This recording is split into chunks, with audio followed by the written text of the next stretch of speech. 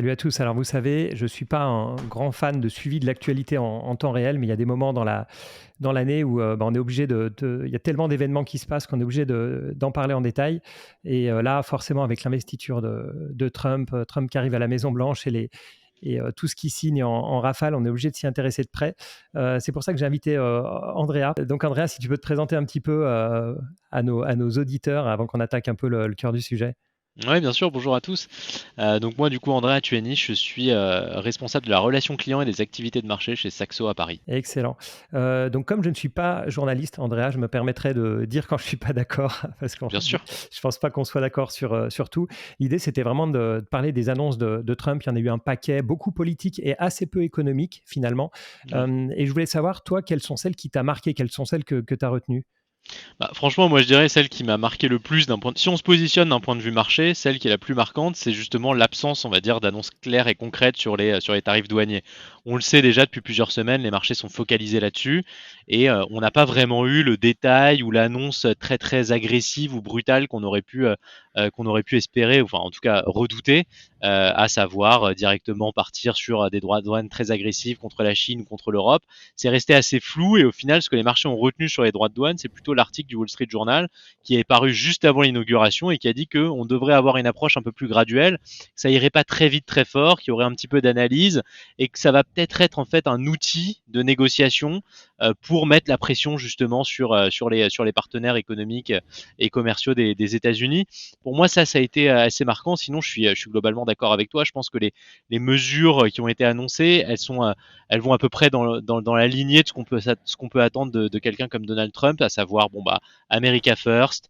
Donc c'était vraiment la relance, remettre les États-Unis au centre du monde, relancer l'économie d'un point de vue domestique surtout.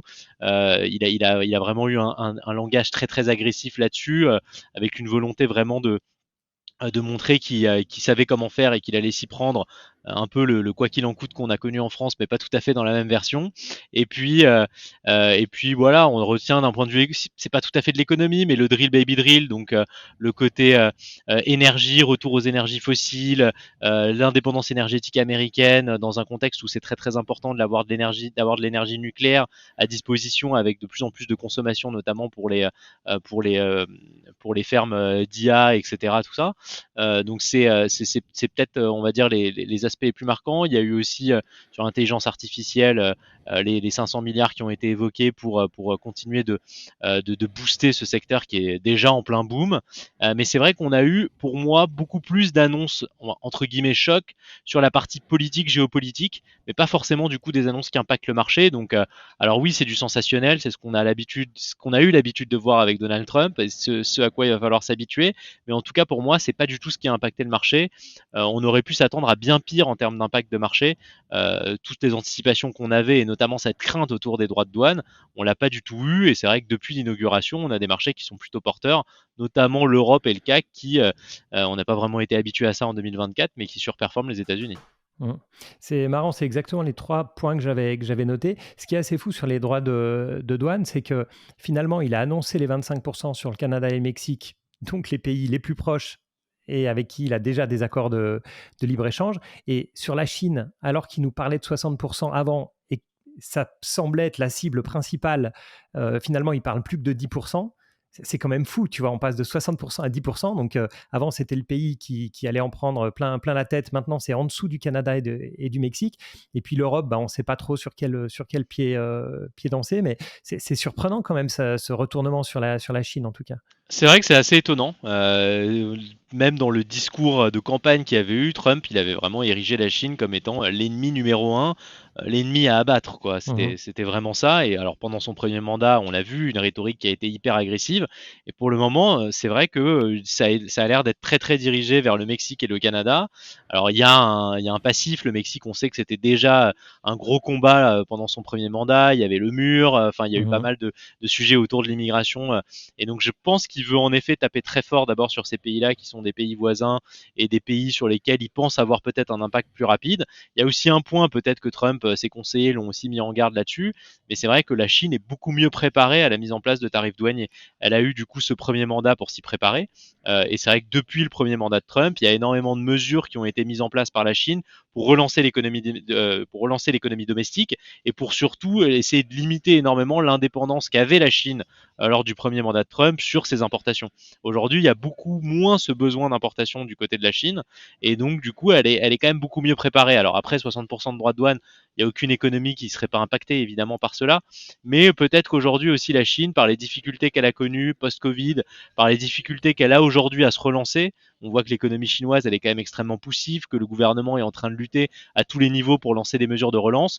Peut-être qu'aujourd'hui, ça apparaît pas comme une menace de premier plan pour Trump, ou en tout cas peut-être pas un sujet prioritaire, parce qu'elle a l'air peut-être moins puissante qu'elle ne l'était en 2017 quand il a débuté son premier mandat. Mmh. Et pour la partie, IA que tu as mentionné là, les 500 Ouais. milliards, et cetera.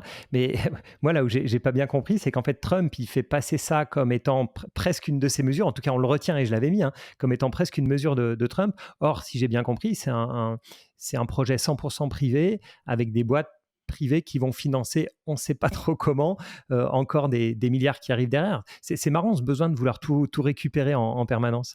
Bah, c'est sûr on est face à une personnalité qui est égocentrique au possible. On le sait qu'il aime bien mettre la lumière sur lui et donc du coup s'approprier pas mal de succès.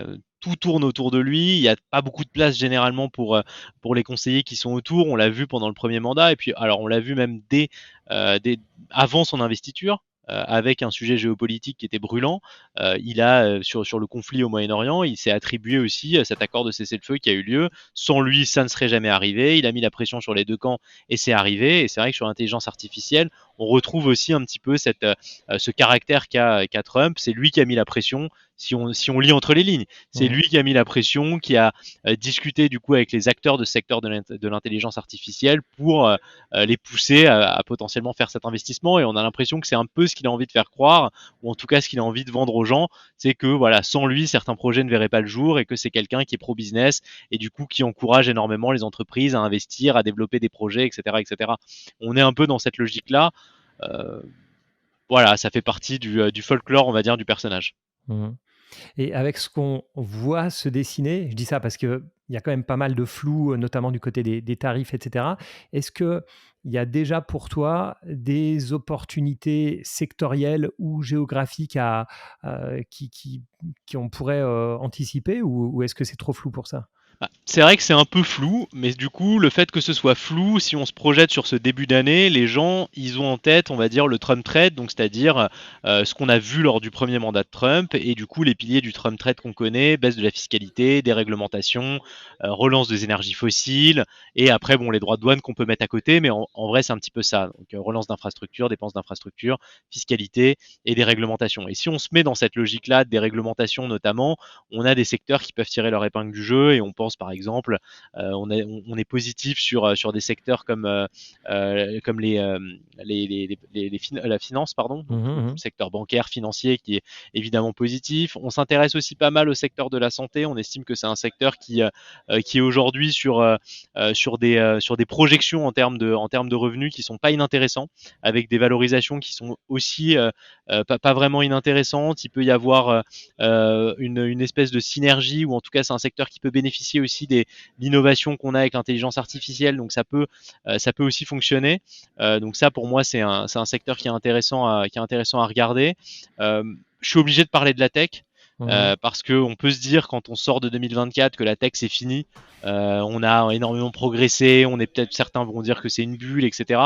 Pour moi, la tech ça reste un levier de croissance exceptionnel, et notamment certaines valeurs qui ont un avantage concurrentiel par rapport à d'autres. Bon, bah, Nvidia notamment qui a une puce qui est assez révolutionnaire et qui a de l'avance sur d'autres sociétés. Mais c'est pour ça que ce secteur de la tech, il est vraiment pas inintéressant et il a encore du potentiel parce que bon, bah, déjà dans les résultats sur lesquels sur les projections qu'on a de résultats, elles sont plutôt positives.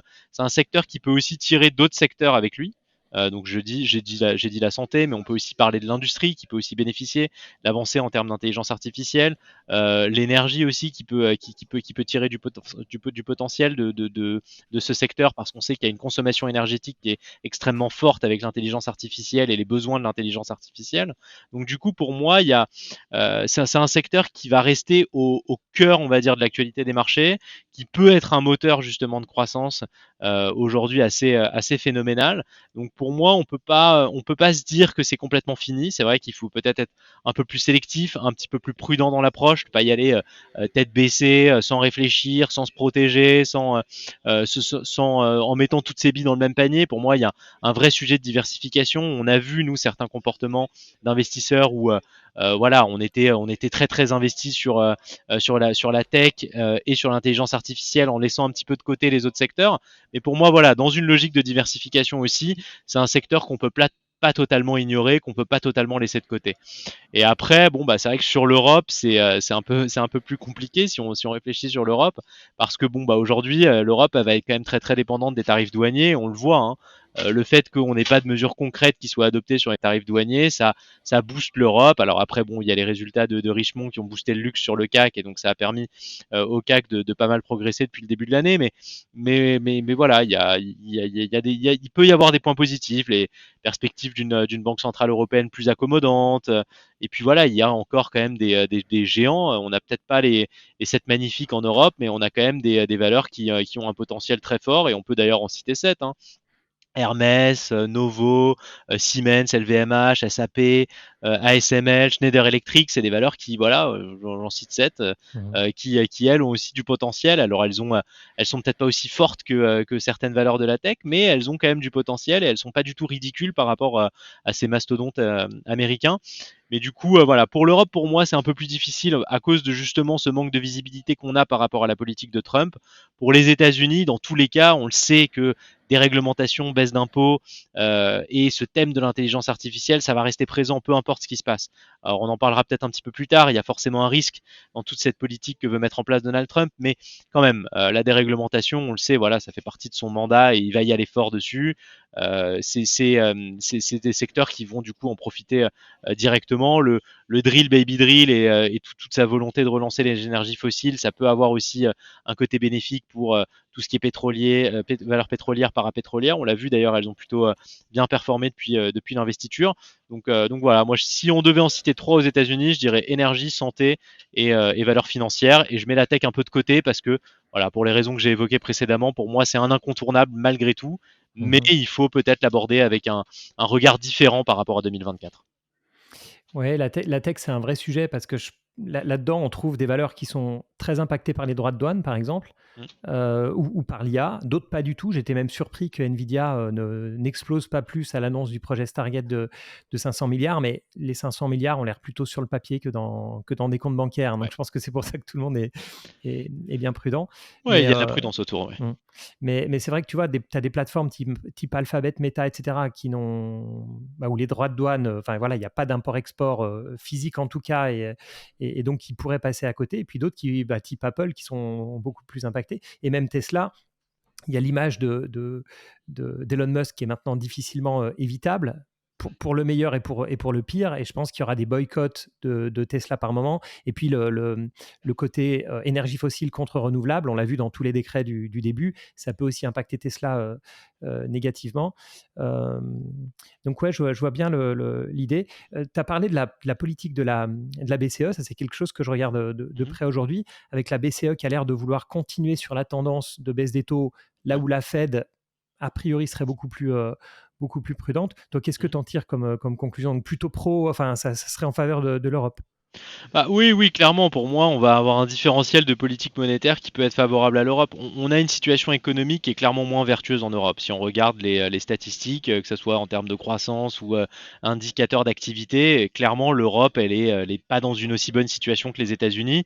On a des indicateurs qui sont beaucoup moins au vert et même certains qui sont dans le rouge. Donc, du coup, si on a une politique agressive de Trump d'un point de vue commercial, la Mhm. Banque centrale européenne, elle n'aura pas d'autre solution que de venir aider les économies européennes et du coup d'avoir une politique monétaire plus accommodante pour venir en soutien justement de l'économie européenne. Donc déjà, de base, on a un marché qui price à peu près 3 baisses de taux de 25 points de base de la Banque centrale européenne l'année prochaine versus une baisse de taux du côté des États-Unis et une baisse de taux qui devrait arriver assez tard. Les plus pessimistes diront octobre, les plus optimistes diront début de l'été, autour du mois de juillet.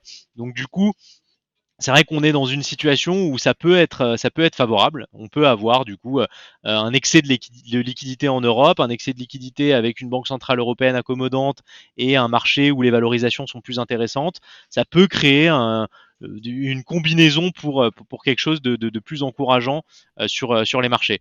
Après voilà, il faut rester prudent. Il y a d'autres risques évidemment. Il y a du risque politique, mais c'est vrai que le risque politique en France, pour moi, je l'écarte un petit peu pour le moment. Surtout que ce risque politique, de là où la France a été vraiment pointée du doigt sur la prime de risque politique à l'époque de la dissolution au mois de juin. Là aujourd'hui, on n'est plus vraiment dans cette situation-là parce qu'on a un autre géant européen, l'Allemagne, qui est dans la même situation. Et donc forcément, la France ne paraît plus aux yeux des investisseurs comme étant le mauvais élève de la classe. C'est un peu moins le cas en tout cas aujourd'hui. Et donc c'est vrai que ce risque politique, même s'il est présent, bon, il est peut-être un petit peu moins fort que prévu.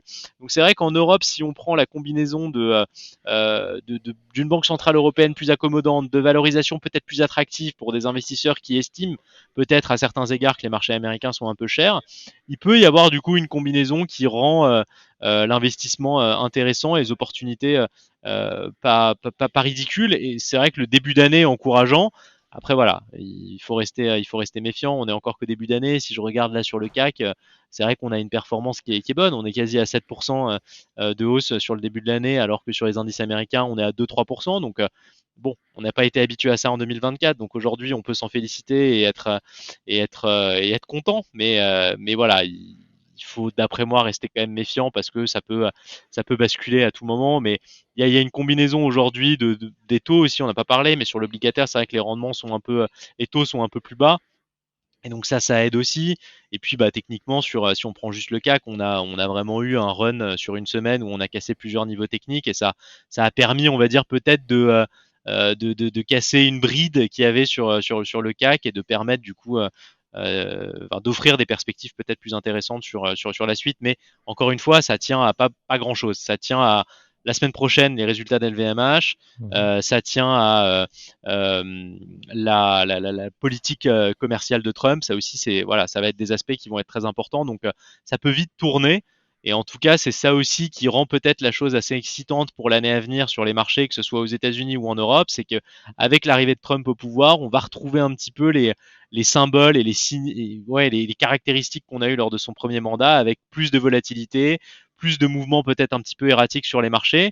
Mais qui dit aussi plus de volatilité, plus de mouvements erratiques, dit aussi plus d'opportunités, un peu plus de dynamisme du coup dans l'investissement, parce que voilà, il peut se passer des choses, et donc du coup, ça, à chaque crise, on va dire ses opportunités, et on n'est pas forcément obligé de rentrer dans une crise, mais en tout cas, chaque mouvement de marché un petit peu euh, hors du commun génère, on va dire, des opportunités, et du coup, il peut y en avoir en Europe, mais il peut aussi y en avoir il peut aussi en avoir aux États-Unis.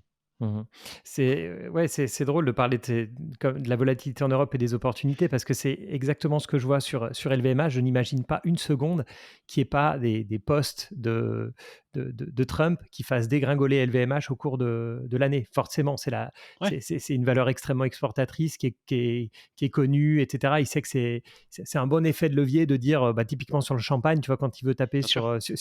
sur nos hommes politiques, il dit je, je mets je sais pas, des taxes à 100% sur le champagne ou sur les sacs à main. Mais donc oui, ça peut être l'opportunité de rentrer sur des coups de stress comme ça, sachant que Trump c'est un bluffeur et qu'à chaque fois il fait des effets d'annonce pour revenir en arrière Tout à fait. ensuite. Donc je Puis vois là, peut y l'idée. avoir un effet indirect aussi sur ces valeurs du luxe. En attaquant la Chine, il va attaquer potentiellement une grosse source de croissance et de revenus pour ces valeurs du luxe. Donc si il y a un tweet ou une annonce en tout cas un peu choc sur les tarifs douaniers ou sur la Chine directement, et ben forcément ça va avoir un impact et de la volatilité sur des valeurs du luxe, dont LVMH.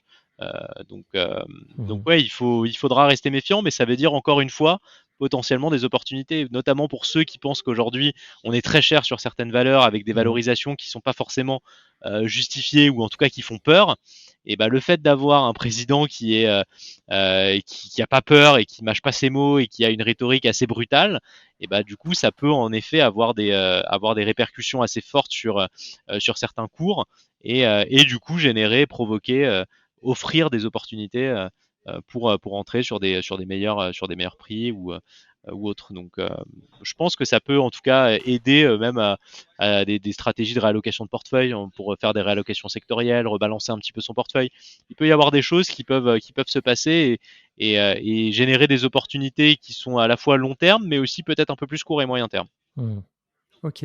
Et là, tu as parlé des secteurs ou des boîtes qui seraient, enfin, qui pourraient profiter du Trump trade qui continuerait en fait après son élection.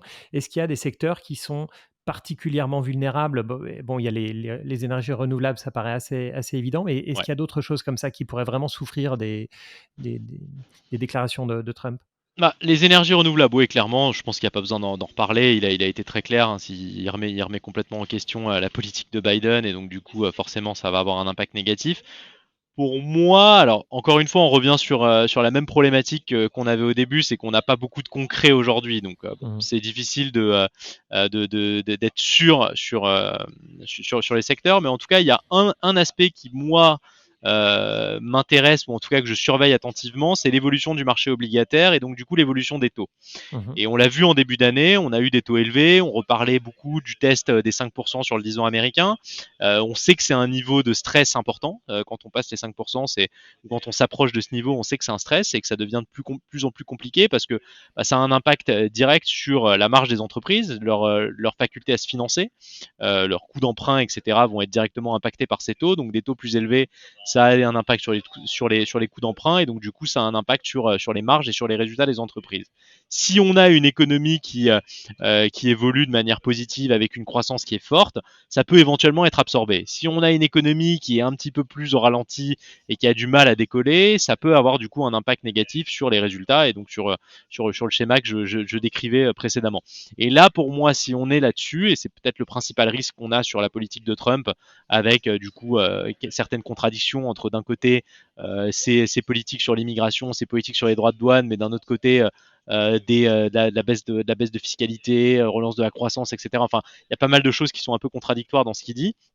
Et donc du coup, si on se retrouve face à une politique inflationniste qui génère du coup une hausse des taux, là pour moi il y a des secteurs qui sont en première ligne et parmi ces secteurs, bon bah on a le secteur immobilier Mhm. qui va directement être impacté, on a les utilities qui seront directement impactés et puis typiquement small cap, c'est des valeurs qui risquent de souffrir et qui peuvent se retrouver en première ligne.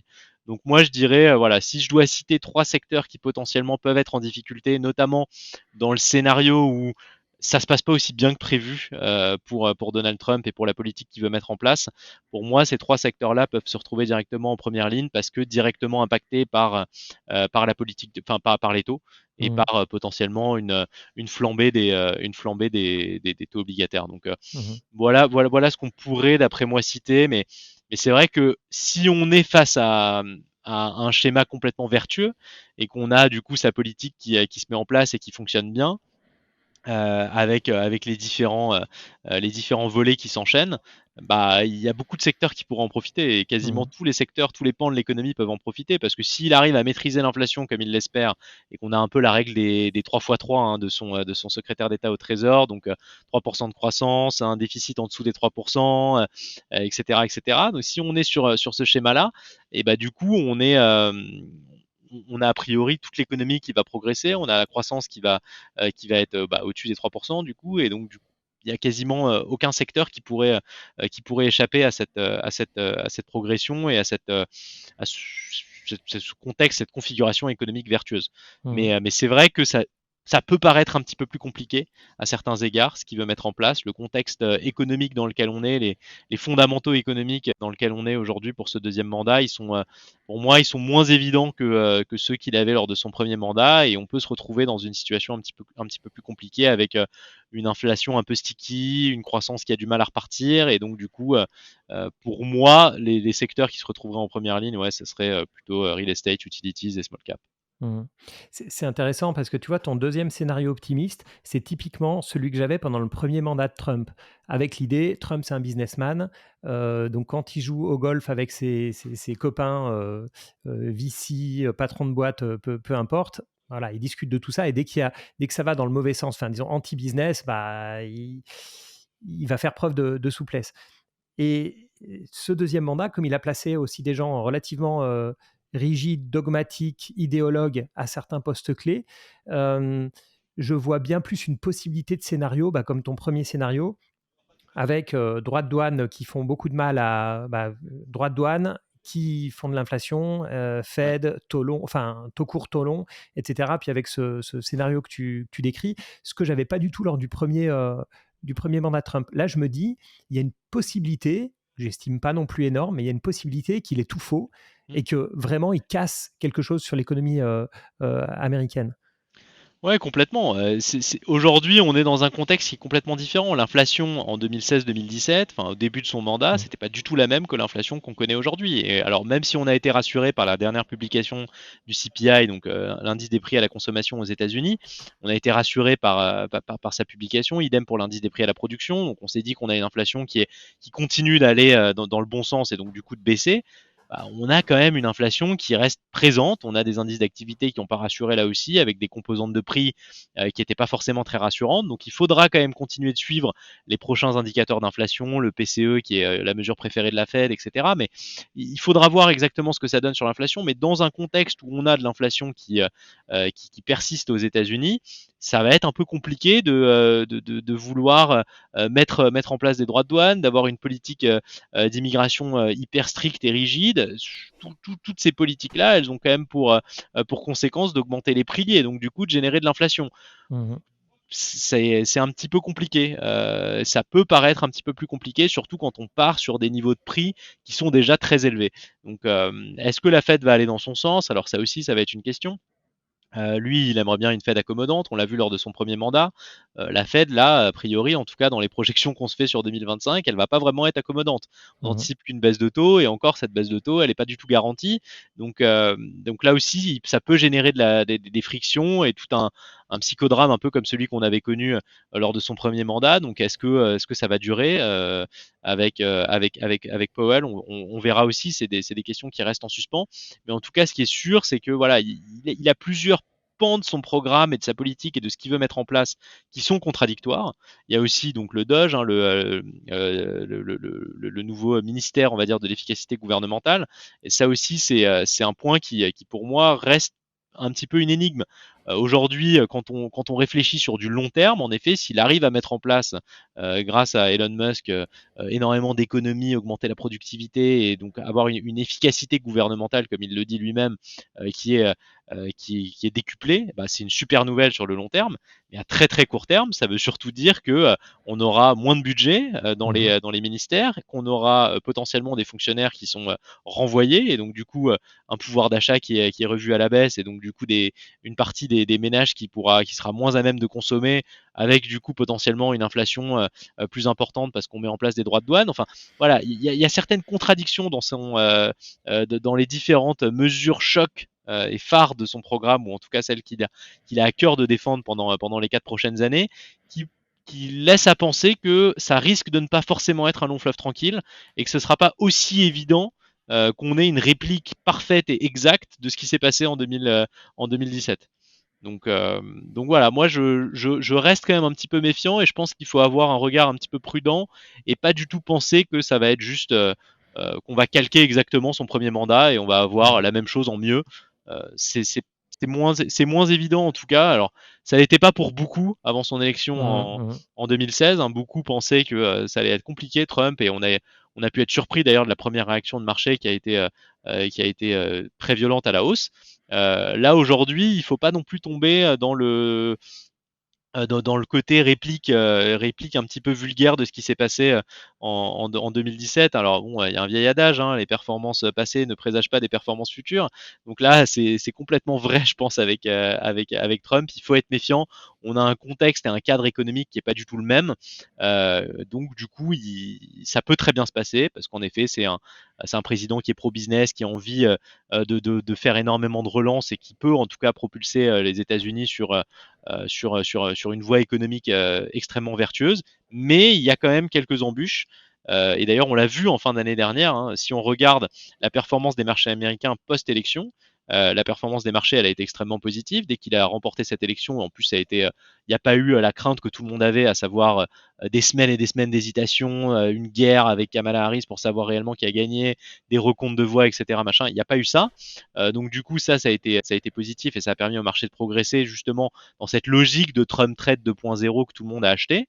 Mais on l'a vu en fin d'année, ça s'est un peu essoufflé. Mmh. On y croyait un petit peu moins et on a commencé petit à petit à se rendre compte que tout n'était pas forcément bon, qu'il y avait quand même des mesures qui étaient contradictoires et qui venaient s'opposer les unes avec les autres, et que on a un contexte quand même un peu risqué d'inflation qui est sticky aujourd'hui, qui tient bien et qui peut repartir à la hausse avec certaines mesures qui sont potentiellement inflationnistes, enfin même Mmh. pas potentiellement, qui le sont.